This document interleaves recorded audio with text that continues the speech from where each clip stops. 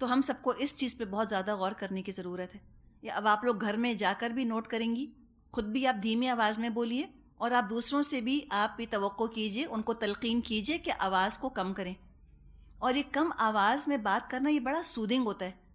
ایک بات ہے، سخت بات ہے، اگر آپ نرم آواز میں وہ بات کہہ رہی ہیں وہ بات اتنی بری نہیں لگے گی. اچھی بات بھی ہے اور سختی کے ساتھ کہی جا رہی ہے تو وہ اچھی بات بھی بری لگے گی. تو گھروں کے اندر اس چیز کو انکلکیٹ کرنے کی ضرورت ہے. آواز کے استعمال کے بارے میں ہمیں محتاط ہونا ہے، اس میں بھی کہیں اسراف نہ ہو، بہت اونچی آواز نہ استعمال کی جائے. تو فرمایا کہ وقصد فی مشی کا، اپنی چال میں اعتدال رکھ، وغضض من صوتک، اور اپنی آواز کو ذرا پست رکھ. ان انکر الاصوات لصوت الحمیر، سب آوازوں سے زیادہ بری آواز گدھوں کی آواز ہوتی ہے. بعض دفعہ ہم کسی کو نصیحت کرتے ہیں نا تو لوگ نصیحت نہیں سنتے. وجہ کیا ہوتی ہے؟ آواز کا غلط استعمال، لہجہ برا ہوتا ہے. تو آواز کے ساتھ لہجہ بھی آ گیا ہے، کس طرح سے کس انداز میں بات کی جا رہی ہے اس کو بھی مناسب بنانے کی ضرورت ہے. تو مسئلہ یعنی کہ جس کی نشاندہی کی گئی وہ یہ کہ ہو سکتا ہے کہ علم تمہارے پاس آ گیا ہو، عقیدہ تمہارا اچھا ہو، عمل تمہارا اچھا ہو، لیکن دوسروں پر جو تم تاثر چھوڑ رہے ہو وہ ناگوار ہو، وہ اچھا نہ ہو. تو یہ ناگوار تاثر تبلیغ کے راستے میں رکاوٹ بن سکتا ہے، میسج پہنچانا مشکل ہو جائے گا. نبی اکرم صلی اللہ علیہ وسلم کی دعا آتی ہے نسائی میں، اللہم انی اسألک خشیتک فی الغیب والشہادہ واسألک کلمۃ الحق فی الرضا والغضب واسألک القسط فی الغنی والفقر. کہ اللہ میں تجھ سے سوال کرتا ہوں تیرے خوف کا، چاہے میں چھپا ہوں چاہے میں لوگوں کے سامنے ہوں، اور حق بات کہنے کا، چاہے میں خوش ہوں چاہے میں ناراض ہوں. اور میں تجھ سے سوال کرتا ہوں قسط کا، میانہ روی کا، چاہے میں غنی ہوں یا فقیر. ہمارا مسئلہ یہ ہے کہ ہم خوش ہوتے ہیں تو بھی آوازیں بہت بلند ہوتی ہیں، اور غصہ آتا ہے تو بھی آوازیں بہت بلند ہو جاتی ہیں. کبھی اپنی آواز کو اگر آپ ریکارڈ کریں جب آپ چیخ رہے ہوتے ہیں اور کبھی سنیں اس کو تو گدھے جیسی ہی آواز محسوس ہوگی، اتنی ناگوار لگے گی. اللہ تعالیٰ چاہتا ہے کہ ہم وقار کے ساتھ، گریس کے ساتھ زندگی گزاریں. جو ہمارا رویہ ہے، جو باڈی لینگویج ہے، وہ اشرف المخلوقات کی شایان شان ہونی چاہیے. جانور نہ بن جائیں، آپے سے باہر نہ ہو جائیں. ذرا موقع ملا تو ساری فرسٹریشن نکالنی شروع کر دی. اور یہ تو خاص طور پہ دین والوں کو بات یاد رکھنی چاہیے جو دین پڑھا رہے ہیں، کہ کہیں گئے ہیں اب وہاں ٹھٹے مار رہے ہیں، چیخ چیخ کے ہنس رہے ہیں، لگتا ہے پتہ نہیں کیا فرسٹریشن ہے ان کو جو نکال رہے ہیں اپنی فرسٹریشن. اونچا اونچا بول رہے ہیں، اچھا نہیں لگتا. تو اللہ تعالیٰ ہم کو توفیق عطا فرمائے کہ ہم اپنی اصلاح کر سکیں.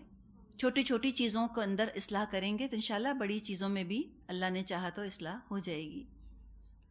نحمدہ ونصلی علی رسولہ الکریم، اما بعد فاعوذ باللہ من الشیطان الرجیم، بسم اللہ الرحمن الرحیم.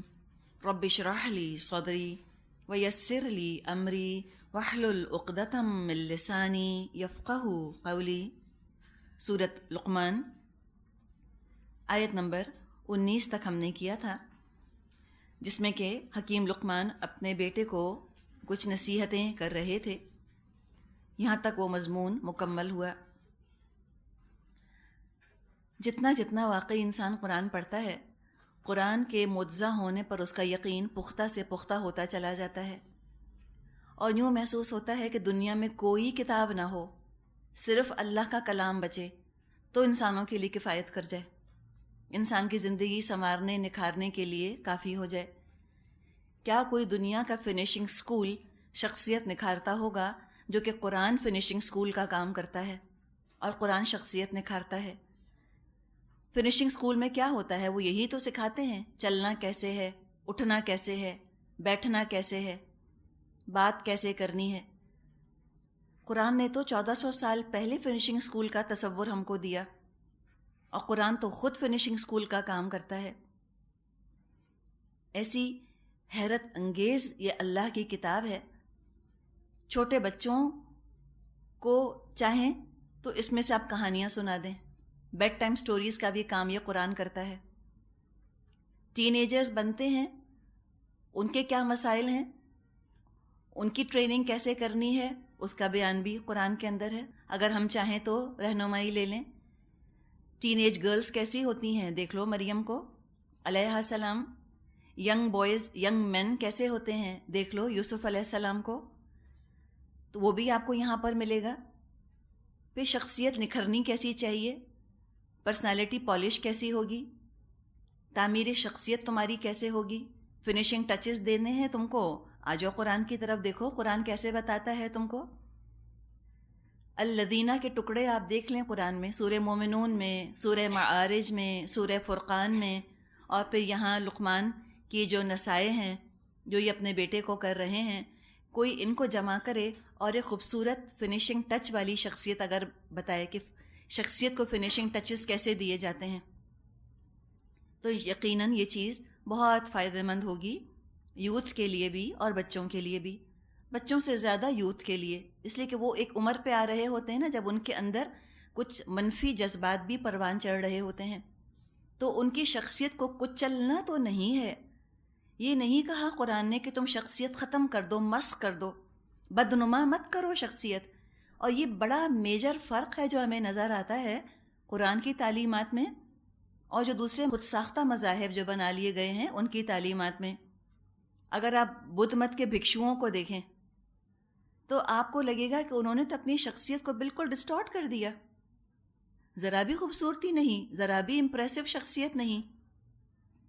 ننگے پاؤں چلنا ہے، بدنما کپڑے پہننے ہیں، سر گھوٹ دینا ہے، یعنی گھوٹ دینا مطلب پورا سر جو ہے شیو آف کر دینا ہے، حال سے بے حال بن کر رہنا، چلنے کا انداز بھی کچھ نقلی قسم کا، اور رہنے کا، زندگی گزارنے کا انداز بھی ان نیچرل، غیر فطری.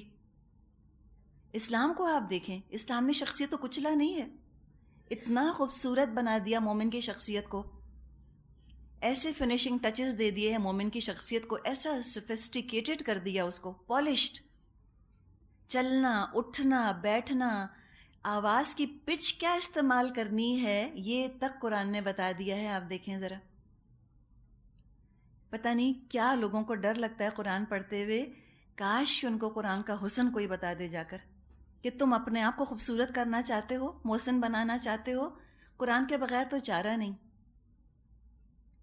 بولو گے کس طرح، لوگوں سے ڈیل کیسے کرو گے، کوئی بات ناگوار لگے گی تو تمہارا رد عمل کیا ہونا چاہیے، سب کچھ اللہ تعالیٰ نے ہم کو سکھا دیا، سب کچھ اللہ تعالیٰ نے ہم کو بتا دیا.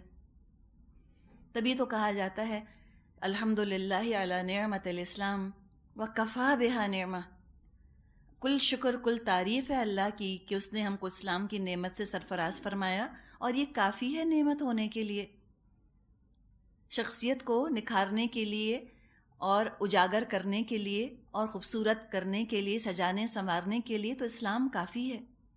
انسان تو سب ہیں، اشرف المخلوقات بہت کم، وہ تو صرف وہ ہیں جو کہ اس قرآن کی تعلیمات کی روشنی میں اپنے اندر باہر کو سنوار لیں، ظاہر باطن کو درست کر لیں.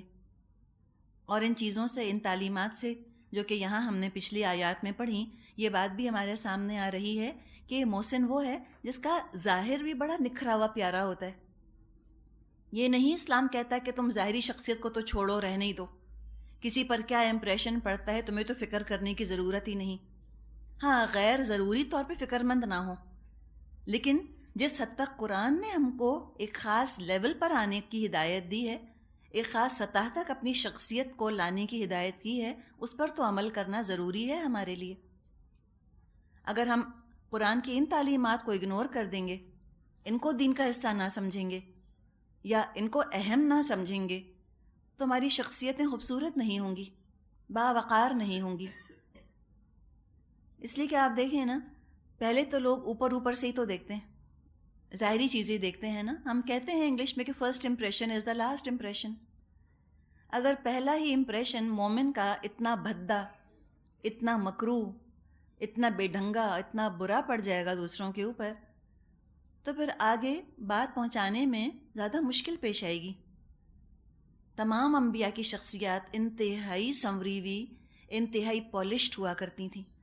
نعوذ باللہ مومن جو ہے وہ انکوت اور جنگلی نہیں ہوتا، بدنما نہیں ہوتا، بدتمیز نہیں ہوتا، بالکل ہی انٹرینڈ، نہ بات کرنے کی تمیز، نہ کھانے کی تمیز، نہ بولنے کی تمیز، نہ چلنے کی تمیز.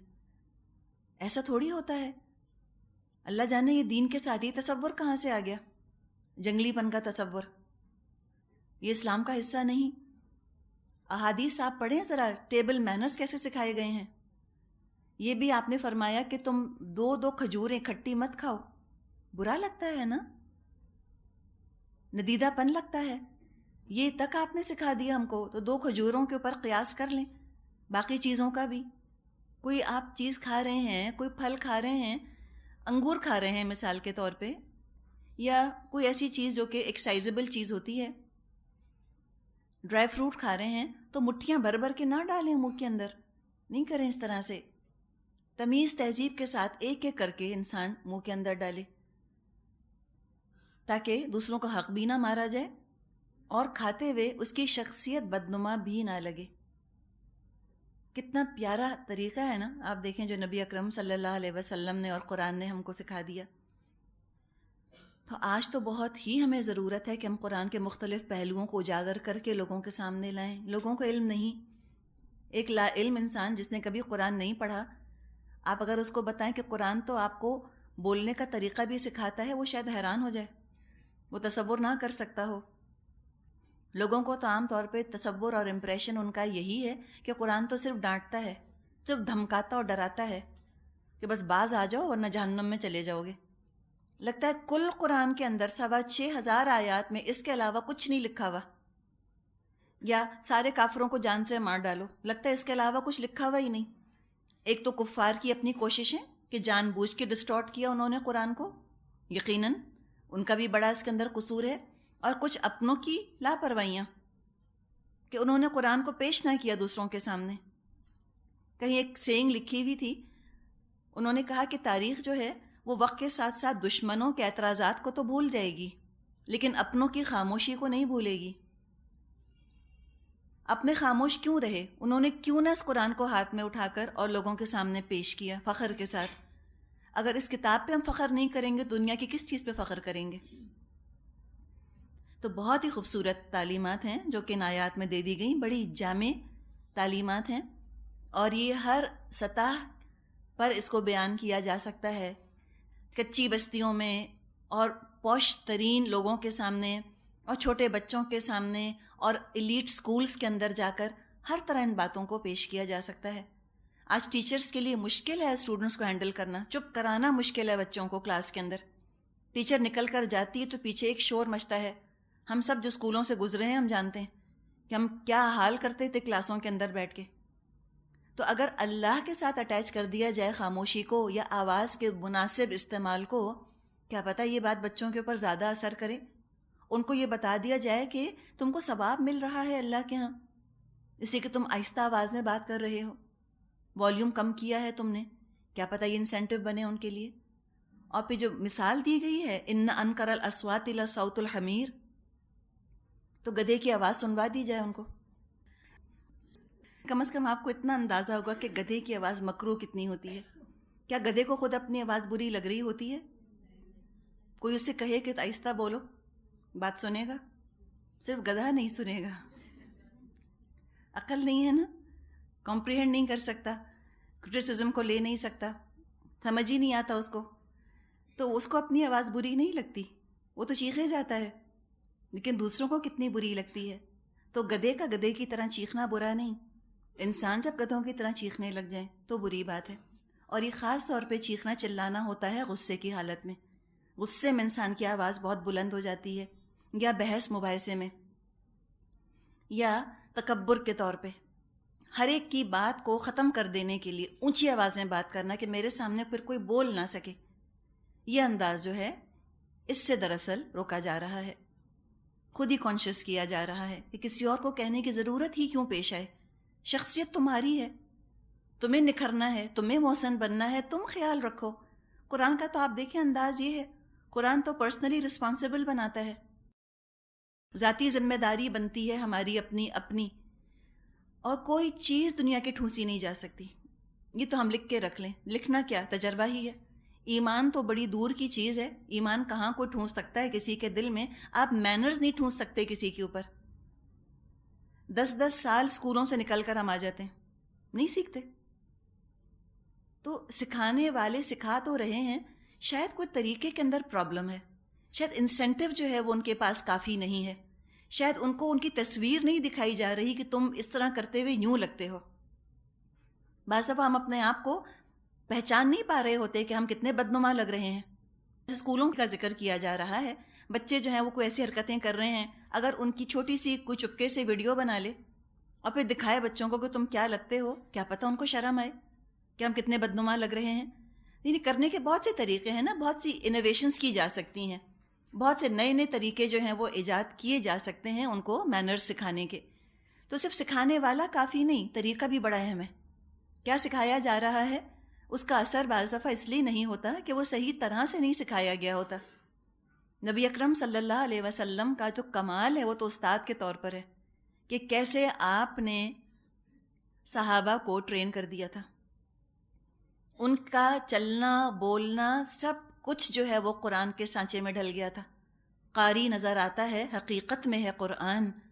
تو تبھی تو دنیا اتنی امپریس ہوئی تھی مسلمانوں سے، ورنہ دنیا کس سے امپریس ہوتی؟ حیران ہوتے تھے مسلمانوں کو دیکھ کے کہ کہاں کی مخلوق ہے جو کہ آ گئی ہے، اس قدر باوقار، اتنے ڈگنیفائڈ، اتنے گریسفل. تو یہ قرآن کا پڑھنا جو حلق سے نیچے نہ اترے، شخصیت کا حصہ نہ بنے، تو یہ ہم کو کیا فائدہ دے گا قیامت کے دن؟ اگر ہم نے اپنی شخصیت ہی نہ نکھاری، وہی نہ ہم نے سنواری، تو ہم نے قرآن کی کیا خدمت کی بتائیے؟ آج قرآن کو رٹنے والے تو کم تو نہیں ہیں، لاکھوں آپ کو مل جائیں گے جنہوں نے قرآن کو اپنے حافظوں کے اندر حفظ کیا ہوا ہے.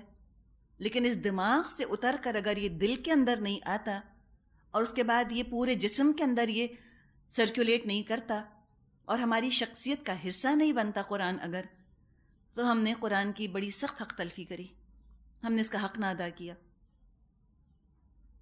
اس کو تو آئینہ بنا کے اپنے سامنے رکھنا ہے اور اس کے اندر دیکھ دیکھ کر اپنے آپ کو ہمیں سجانا ہے انشاءاللہ تعالی. آگے رکوع نمبر 3 شروع ہو رہا ہے، آیت نمبر 20.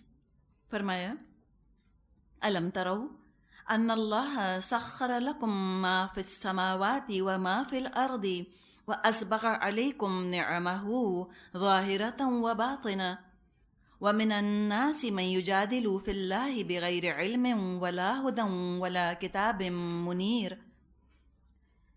کیا تم لوگ نہیں دیکھتے کہ اللہ نے زمین اور آسمانوں کی ساری چیزیں تمہارے لیے مسخر کر رکھی ہیں اور اپنی کھلی اور چھپی نعمتیں تم پر تمام کر دی ہیں؟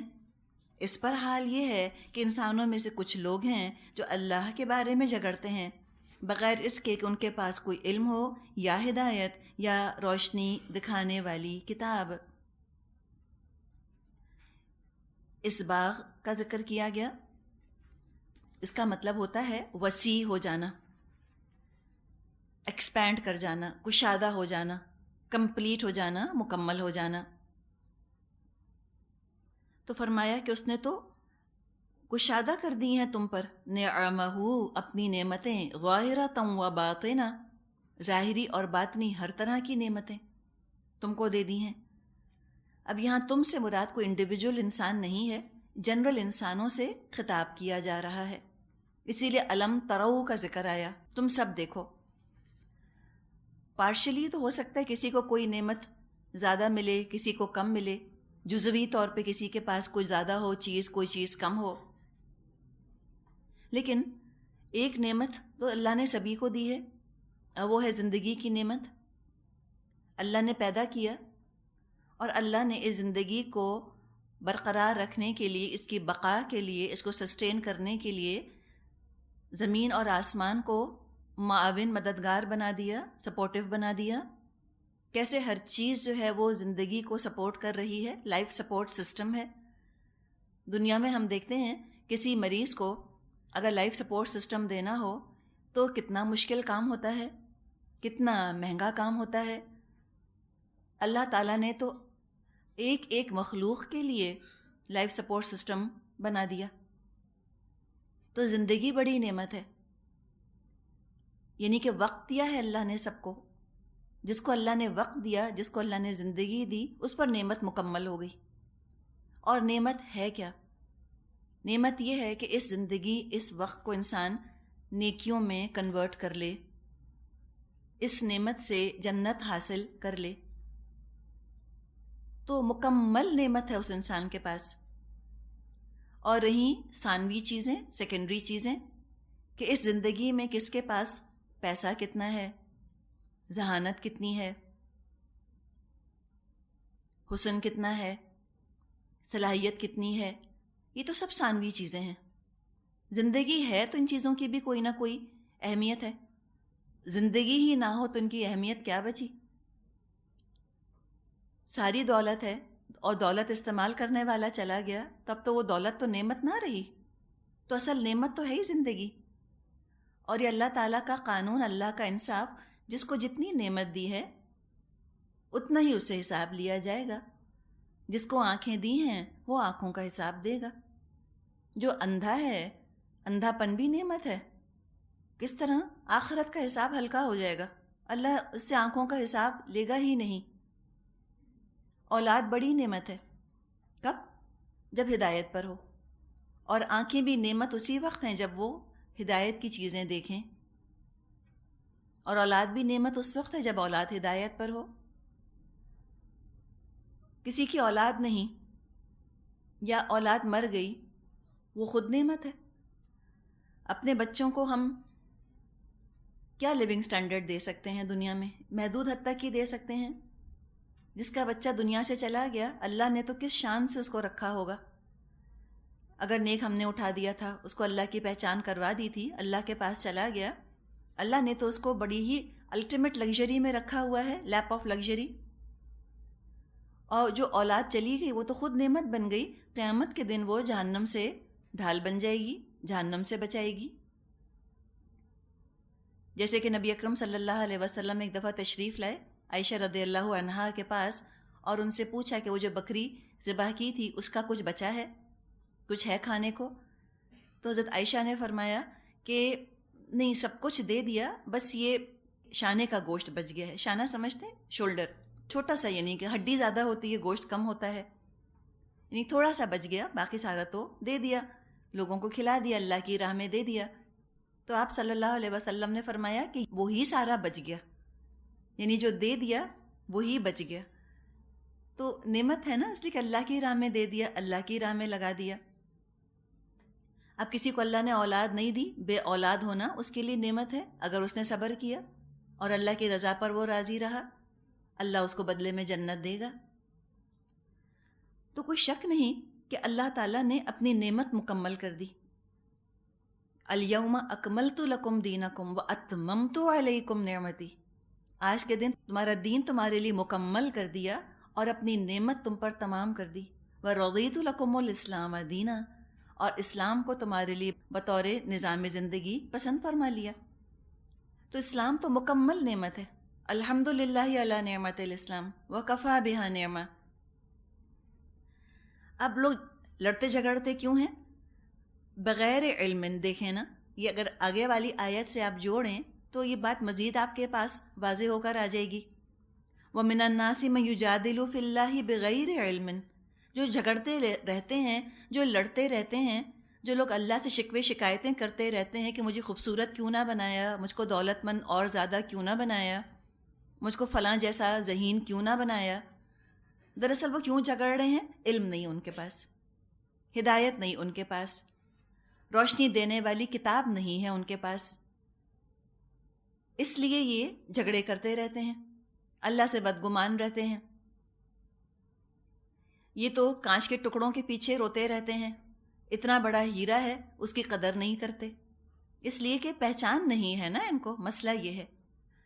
اور وہ پہچان ہو نہیں سکتی نعمت کی جب تک انسان اللہ کے کلام کے ساتھ اپنا رابطہ نہ جوڑے، اس کی روشن آیات کے ذریعے سے اپنی زندگی میں نور نہ لے کر آئے. اس کو اصل نعمت کی پہچان ہی نہیں ہوتی، بیچارہ کنفیوز ہی رہ جاتا ہے. اور حقیقت ہے دنیا میں اکثریت بہت مبالغے کا اور کنفیوژن کا شکار ہے. مغالطے کا شکار ہو گئی ہے دنیا، اس لیے کہ صحیح علم تو اللہ کی کتاب سے حاصل کیا جاتا ہے۔ اب جب ان کو بلایا جاتا ہے کہ اچھا بھائی تم ذرا یہ سارے شکوے شکایتیں گلے شکوے چھوڑو، تم زندگی کا اصل مطلب جاننا چاہتے ہو، اصل نعمت کی پہچان تم کرنا چاہتے ہو، تو آ جاؤ ہم کروا دیں۔ تو کیا ہوتا ہے؟ فرمایا آیت 21 وَإِذَا قِيلَ لَهُمُ اتَّبِعُوا مَا أَنزَلَ اللَّهُ، اور جب ان سے کہا گیا کہ تم پیروی کرو اس چیز کی جو کہ اللہ نے نازل فرمائی ہے، قالوا، انہوں نے کہا، بل نتبع ما وجدنا علیہ آباءنا، وہ کہتے ہیں ہم تو اسی چیز کی پیروی کریں گے جس پر ہم نے اپنے باپ دادا کو پایا ہے۔ مانتے نہیں بات، لاکھ کوئی بلائے آتے نہیں۔ اب اس پر افسوس کا اظہار کیا گیا، اولو کان الشیطان یدعوہم الی عذاب السعیر، کیا یہ انہی کی پیروی کیے جائیں گے خواہ شیطان ان کو بھڑکتی ہوئی آگ ہی کی طرف کیوں نہ بلاتا ہو؟ ابھی رسول کی بات نہ ماننے کا بہانہ کہ ہم تو وہی کریں گے جو ہمارے باپ دادا کرتے تھے، صاف انکار کر دیا۔ اس لیے کہ رسول کی بات ماننے میں تھوڑی سی پابندیاں اٹھانی پڑتی، پابندیاں ان کو اٹھانی نہیں، ان کو کرنی ہے اپنی مرضی۔ تو وفاداری کا بہانہ بنا دیا کہ ہم تو اپنے باپ دادا کے نقش قدم پر چلیں گے۔ تو سوال پوچھا ہے کہ اگر باپ دادا کی پیروی کرنے کا انجام آگ میں گرنا ہے، تب بھی کیا انہی کے پیچھے چلے جاؤ گے؟ اب یہ بات ہے بڑی دلچسپ، بل نتبع ما وجدنا علیہ آباءنا، اس کو ذرا سا ہم کانٹیکسٹ سے ہٹ کے تھوڑا سا ہم لنک کرتے ہیں اس مضمون کے ساتھ جو کہ ہم نے پہلے ڈسکس کیا، یعنی بچوں کی تربیت، جو لقمان نے نصیحت کی تھی اپنے بیٹے کو، یعنی بچے کی تربیت ہی کر رہے تھے نا، بیٹے کی یا بیٹی کی۔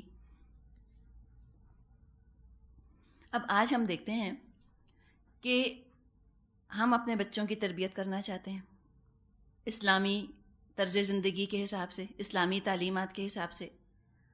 ماں باپ میں تبدیلی آئی، اللہ نے ان کا دل کھولا، اللہ نے ان کے اندر ایمان کا نور روشن فرما دیا۔ اب ان کو یہ خیال آتا ہے کہ اپنے بچوں کو بھی ہم یہی تعلیمات دیں، یہی پیرامیٹرز دیں، اسی راستے پہ چلائیں۔ تو جب والدین دین کی بات کرتے ہیں تو بعض دفعہ آگے سے بچے یہ جواب دیتے ہیں کہ خود تو آپ نے سب کچھ کر لیا، اب ہم کو منع کرتے ہیں۔ تو وہ کیا کہتے ہیں؟ بل نتبع ما وجدنا علیہ آباءنا، ہم تو وہی کریں گے جو کہ آپ کرتی رہی تھیں، آپ بھی تو پہلے یہ کرتی تھیں، آپ بھی تو پہلے وہ کرتی تھیں۔ تو جس عمر میں آپ ہی سب کچھ کرتی تھیں، اس عمر میں ہم بھی وہی سب کچھ کریں گے۔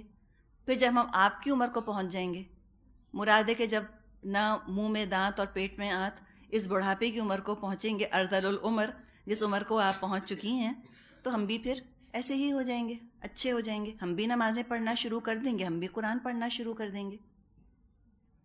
اور ماں باپ جو ہیں وہ اپنے بچوں کی عقل مندی پہ سر دھنتے ہیں، کہتے ہیں دیکھو کتنے تیز ہیں نا، لاجواب کر دیا ہم کو، کتنے پتے کی بات کہی انہوں نے، ہم تو اتنے شرمندہ ہو گئے، ہم کیا کریں؟